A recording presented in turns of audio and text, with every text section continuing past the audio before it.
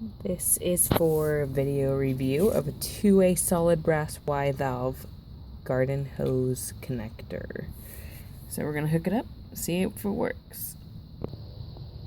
Okay, so it went on pretty easily. Both of the valves are in the off position.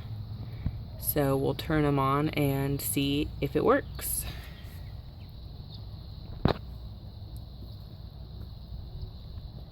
So the on position is when they're pointing towards each other. There we go.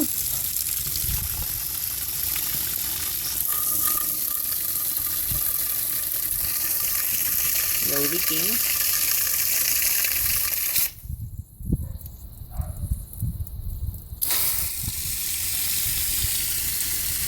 There you have it. Works just as it should.